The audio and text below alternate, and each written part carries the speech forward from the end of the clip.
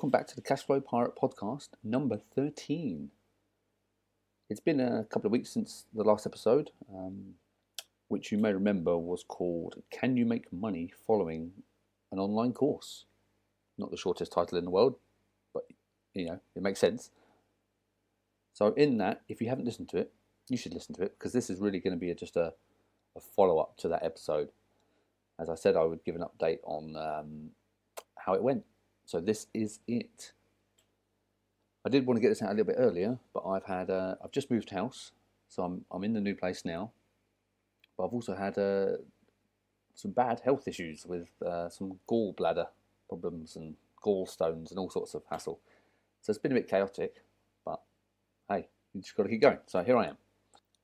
So let's just get straight into the update for the last episode. I was following, again, just a brief overview, I was following an online course that concentrated on dropshipping and how to source products for dropshipping, build a store on Shopify, and then sell them, create Facebook ads and sell them. So that's what I was doing. So I found my niche that I wanted to concentrate on. I went for, I can't actually, I should have listened to the last episode myself before I listened to this, recorded this. I can't remember if I told you what I was doing, but the niche I chose was parenting and child type stuff. Just because I'm a dad again recently. So I've got a 16-month-old girl, plus a 13-year-old boy. But so it's been a long gap. So I just thought, we're buying loads. When you're a parent, I tell you what, you buy some really weird, random stuff, in the hope that it just makes your life 1% easier, because everything seems to be hard work. So I went with, let's go online. So I went online to find some products, to find a niche. And I was found myself drawn to, as a lot of parents probably will be, drawn to products that just make things a little bit easier for you. So I thought, well, I've got some experience in that. I'm interested in some of these products, so I'll concentrate on that. So I chose, the three products I chose to concentrate on were, it's going to be hard to explain this over a podcast, but I'll try and Instagram some pictures out for you. One was like a hip seat. So it's just a strap that goes around your waist, and it has like a little foam seat on your hip. So when you're holding your baby, you just rest the baby on the seat a little bit, so it takes the weight off of your hip, and you stop leaning over. You got that parent lean that you end up getting after a few months, and it really, really hurts your back. It's not good for you. So this thing just takes a little bit of the weight off of your back and moves it down and straightens your back up. So I thought that's pretty cool. It was pretty cheap, so I listed that up and did an advert for that. Again, to make the advert, this is probably my weakest point. To make the advert, I just used Canva, and I have some like Facebook post templates for you to use. So you open the template, so it's exact size for Facebook, and then I just dragged in a couple of the pictures that came with the product on AliExpress via Oberlo. It sounds really confusing. I should record a video for this. So I pulled in a couple of pictures. I put them onto the onto Canva.com, which is again, if you don't know, it's just like a free desktop publishing graphics website type. Again, just go there if you want to create anything for any platforms, be that Twitter, Facebook, any promotional stuff, posters. It's fantastic. It's just drag and drop shapes and words, really easy. So I went there, I created my little picture with my couple of different shots of the hip seat, and then I wrote a little bit of text just saying, limited offer, whatever it was, child hip seat, save your back from the parent lean, etc., etc. And then just save that, and then uploaded it to Facebook ads, and then the Facebook ads is a whole different world. Once you start going into that, there's so many variables. It's unbelievable. So you have to upload your picture. You have to select what type of advert you want. So whether that is like a stationary, just a picture advert, which I'm sure you've all seen on Facebook, just a picture of a product and then a buy now button, or you can create a video But for a video, you really need to have the product, because you need to do a proper video, really. So if you can get the product in, shoot a little video of how you're using it, speed it up a bit so you can fit more in. You've probably seen those adverts as well. And another one, I think it's like a carousel with pictures, which I suppose you can do, but I had no interest in doing the others, so I just went with a standard picture that I created in Canva. I created again, so many words, a campaign for that seat in Facebook. I created an ad for it, which was focused on. This is where you set your target market. So you select who you're targeting. So I was targeting people in America. I was targeting people who spoke English, just because it's easier, because my advert was in English. I targeted parents. Again, there's a very broad range. And this is kind of where it gets a bit weird, because it's very hard. You really want to target people that are going to be interested, but it's very hard to know which people are going to be interested until you've run some ads. One of the things I've learned is this probably would work, by the way. I can see how this would work. But for me, the biggest thing I've learned from doing this course so far is messing around with Facebook ads. It's unbelievable the amount of variables and stuff you can learn just by trying stuff out. Yes, it costs you money, but we're talking £3-4 at a time here. It's not crazy. And if you haven't got loads of money every month, then just try one. It's not ideal, obviously, but just try one advert a month. You can spare £3 or £4 a month, surely. So just try that. You can just do one ad a month and see how it goes. Ideally, you want to be doing several ads at a time, regularly, to speed it up, obviously. So around this ad, I targeted those people, like I said. I left it as all parents, male or female, age range 18 to 60. I just thought, well, in case grandparents want to buy it for their kids. And then I let it run for 4 days. And the results I had, it was really weird. Like some days I'd have, 10, 20 visits to the website. No one bought anything. I haven't had any purchases. So, and then other days I'd have no hits at all. You can see all your stats. I use Shopify, so you can see all your stats in the Shopify dashboard. It's really easy to see, and Google Analytics as well if you set that up, which you should. So I thought, okay, so after 4 or 5 days, I turned that off. I think I spent £7 on that, and I actually had a few people, because obviously you've got to link it to a Facebook page. So I had a few people comment on the Facebook post that it went with, saying this is really good and how does this work. So that was quite interesting. So I made sure I replied to them, and obviously encouraged the people who were complimentary about the product, not from me, like I said, from wherever else they've bought it from. I made sure I interacted with them, liked their comment, because it just adds interaction stats for Facebook, because they see that post is actually worthwhile. So the more people you can get commenting on it, and again, friends and family, get your friends and family to comment on it. Oh, this looks interesting, and tag in other people. That's what Facebook looks for, interaction. So yeah, so bear that in mind. So that was the first product. The second product was like a big hoodie. Again, wrong time of year for this, really. It was a big hoodie, but it had like a kangaroo pouch in the front for your baby. So it looked awesome. I mean, I'd be keeping biscuits in there if I'm honest, but it's supposed to keep babies in. So it's just a big hoodie with a big kangaroo pouch in the front, and then you just slot the baby in, and then the baby just sort of rests on your chest so you can sleep with it and keeps it warm. Really nice idea. So again, I've done exactly the same. I ran the same audience that I set up on the previous advert. So parents between 18 and 60, living in America, etc. So I kept that variable all the same. They were all the same. And all I did was change the product. And again, that had very similar results. I spent almost identical results. But I think I had a few more hits. I think I had a few more hits on the seat. So that was it. So that was that one. Again, no sales on that one. The third one was a pop-up, like those pop-up tents that you just, like the kids have. You just, they're like made of like nylon, and you just unfold it and it just springs into life. Kind of like the washing baskets that you have that you just spring open. It was a is a pop-up tent, waterproof pop-up tent for babies. And where you sit in the middle, the baby sits, it had like a little tiny paddling pool. So it was a few inches deep where you could just pour water in, and it had like a roof over it. So, and it had the sides were open. Well, you could close them, but they were open.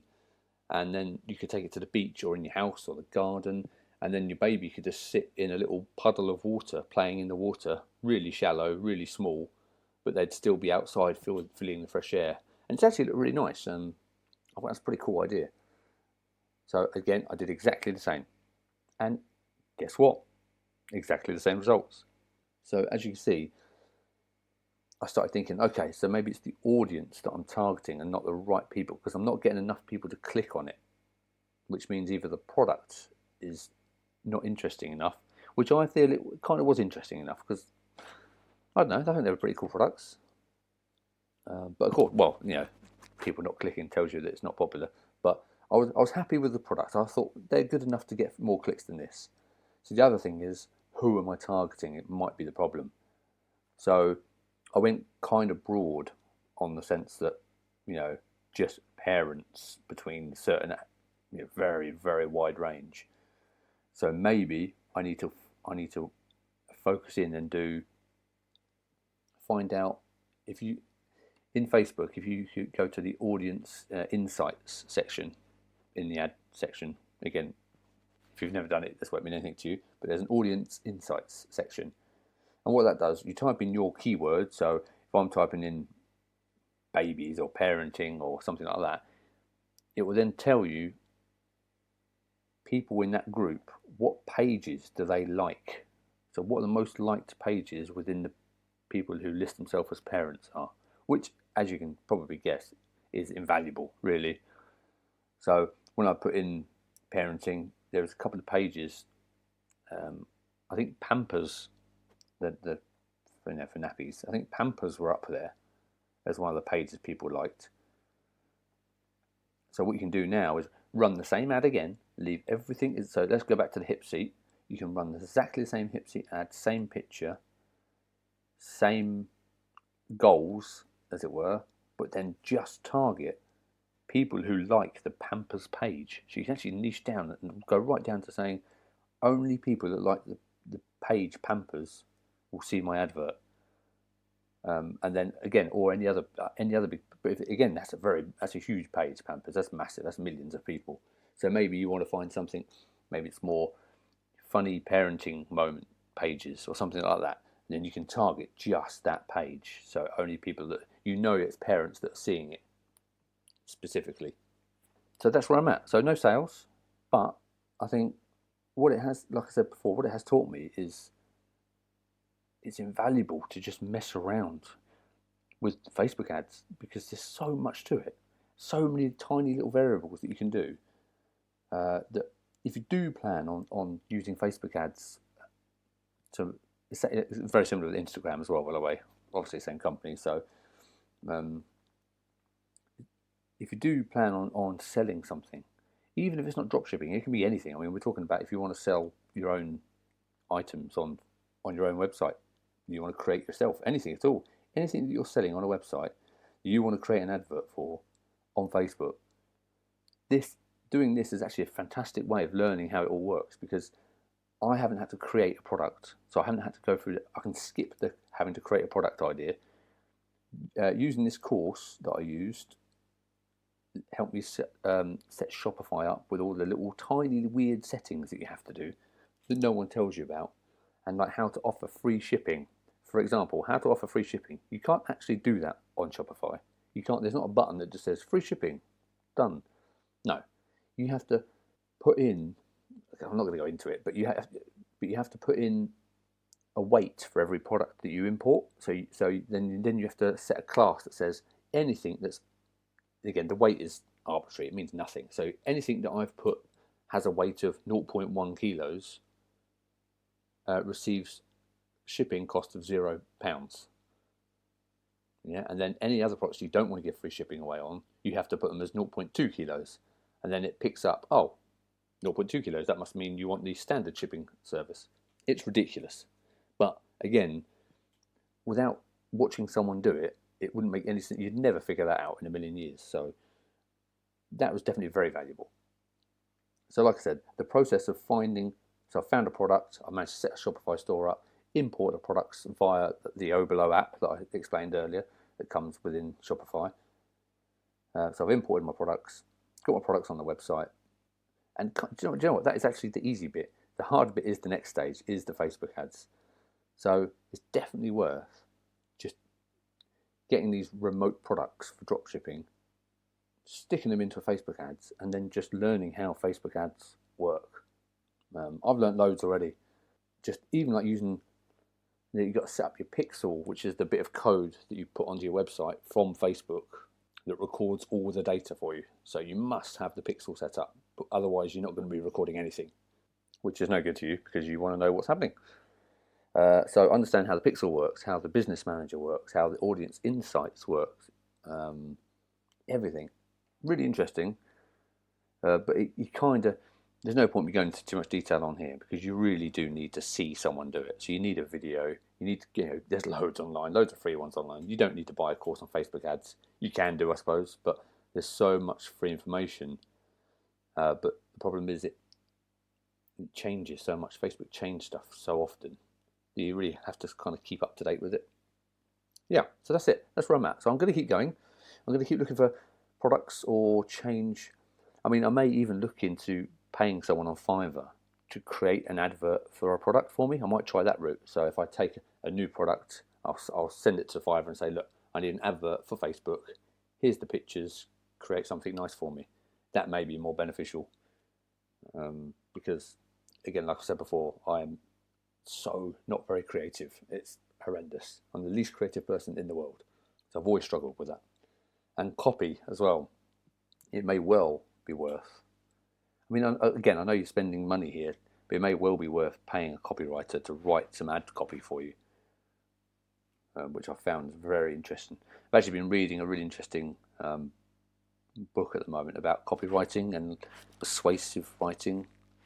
It's amazing what you read in your everyday life that you have no idea is a sales pitch, or you have no idea that the bit you thought was advertising to you wasn't. It was the second bit. It's crazy. It's amazing. Copywriting is fantastic. If you can master copywriting and Facebook ads, there's no way you're not going to make money. And unfortunately, I'm terrible at both of these. So this might be a long series of podcasts. So look at those. Look at understanding Facebook ads, definitely, and look at copywriting techniques, because that will help you no end in the future.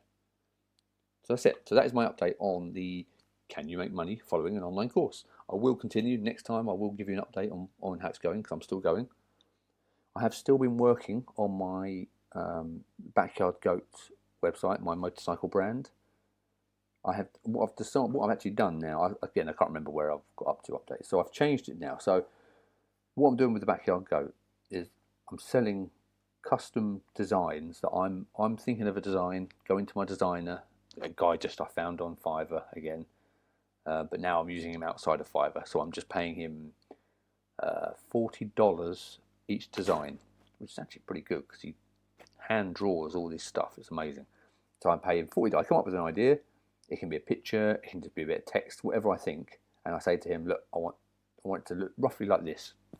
Can you make something? He says, yep. He disappears for a couple of days, comes back, normally with something pretty awesome. I'm very lucky.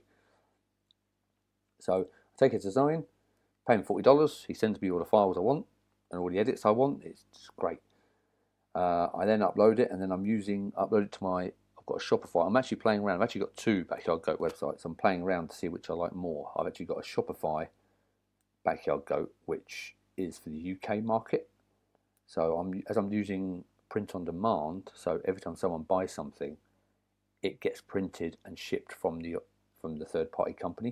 It gets shipped to the customer. I don't hold any stock, but it's very hard to have a worldwide version of this because it depends where your third party company is based.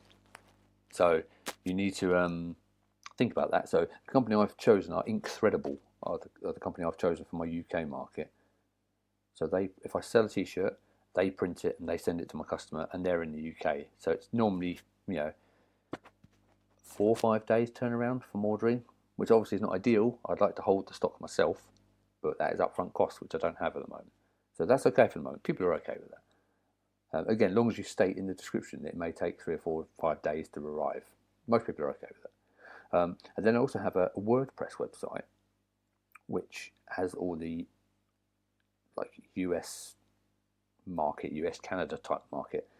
So I'm just debating. I can't decide, if I'm honest, which platform I like more. I do love, for ease, it's definitely Shopify. Shopify is by far the easiest. If you're looking at setting up a store, just go to Shopify. It's $29 a month for the basic package, but you'll get everything you need in the basic package. You don't need to spend more than that. If you're doing big numbers, maybe you do, but you don't. But so $29 a month, simple as anything to set up, and it just works. Everything works. Everything's updated all the time. You don't have to do anything once it's done.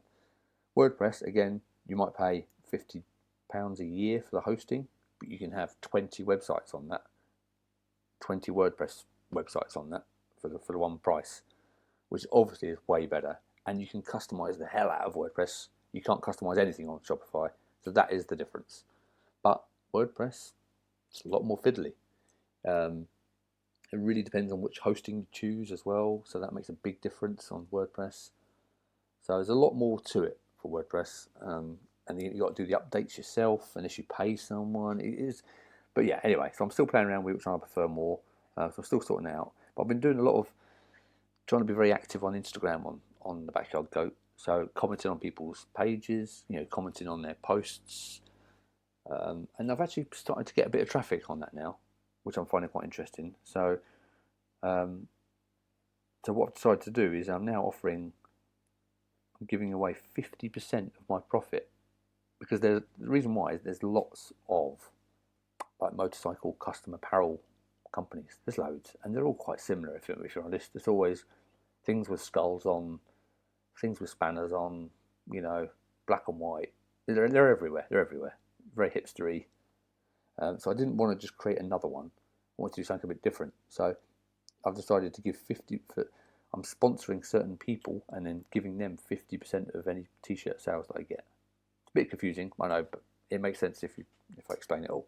But what I may do, I may look at choosing a charity, like maybe a couple of charities a year, and then just donating 50% of my profits to that. Because one, it looks good. At the end of the day, if you're buying a t-shirt and it says 50% of our profits go to charity, and maybe a biker-related charity, so people who are injured in bike accidents, people who have lost people in accidents. Of course, I want to help those people, absolutely, but it also has the benefit of just looking good. So that's what I'm doing with that. So that's going okay, and that is I find that very interesting as well. So that helps a lot, really does. What other things have I got? So okay, let's move on to the next section. I'll even put a little jingle for you. Here we go. Great, there we go. So the next section will be, what have I sold? What have I done? What have I made any money this month? What have I done? So a couple of bits I've sold. Late last year, if you follow me on Instagram, Cashflow Pirate, make sure you follow me. I posted up a picture of a set of 3 Game of Thrones books that I bought late last year in a charity bookshop actually in Guildford, and they were first edition UK Book Club editions is what they were, and I actually paid £149 for them. So 150 quid basically I paid for those, and I thought with Game of Thrones coming to an end and the final series coming out, I thought they might be popular. So I had them for a while, and I kept forgetting to list them, which is a big mistake. Should have listed them straight away. But I kept waiting. Eventually I listed them, and where did I list them? I listed them on Facebook at first, and then on eBay. So eventually they sold a few days. Recording this a week ago, I sold them, and they actually sold for £255. I think they sold for, plus fees. I think I come out with about £70 profit out of that. That was quite nice. That was nice timing, considering I'm unable to work at the moment. So I really need to sell stuff because, money's not good when you're not working. So £70 for that. That was not very nice. We also sold. What else did I sell? I had some old. Again, I used to be a big like retro game collector. So I posted on Facebook one of my consoles. I actually posted quite a few up. Actually, so I had quite a few listed. And then a few days later, a guy said to me, "Oh, hey there, I've been recommended you by someone." I'm like, "What?" So it actually turns out, small world, that a friend of mine, Steve, hello Steve, he sold this guy something via the Facebook. It was a game item, and he sold this guy a Facebook item, and he said, "Oh, if you want more stuff, then my friend is actually selling his collection." Me being the friend, so he recommended look up my name and see what I was selling. So the guy actually contacted me and said, "Oh, hi, I hear you got some stuff for sale." So there you go. So he came and bought that, and in the end, he actually bought £500 worth of retro stuff from me, which was amazing. Moving house, I was just moving house. I was, so to have £500 back in my pocket was fantastic. So thank you, Steve. I appreciate the tip there. So I sold those. What else have I sold? I sold another game on eBay the other day. A game I've had for years. I sold that for £33. So that was pretty good. So I posted that out, and I think that's it. Apart from yeah, I think that's it. I think that's it for selling items. What have you guys been working on? I need to know how's your hunt for money going? Have you Have you set yourself up any Shopify sites? Have you sold stuff on eBay? How's your charity shop hunting going? All these questions I need to know. I'm still checking the charity shops. I've had a few people ask, but the problem is I've actually sold a few things, and people have said, "Oh, can I collect this?" and then realised it's at the old address where I've moved from. So, so I'm like, "Oh no!" So I've actually missed out on a couple of sales because I forgot to move my location. So yeah, I'd love to hear what you guys are up to and how you get on. Please come and find me. Please contact me. Please email in richard@cashflowpiratepodcast.com. You can find me on Instagram, cashflowpirate, Twitter, Facebook page. Come and join. Let me know what's going on. And then that is about it for this episode. So I'll leave it there. Thank you for joining me. And I'll see you on episode number 14, whenever that is, hopefully soon. Ciao for now. Goodbye.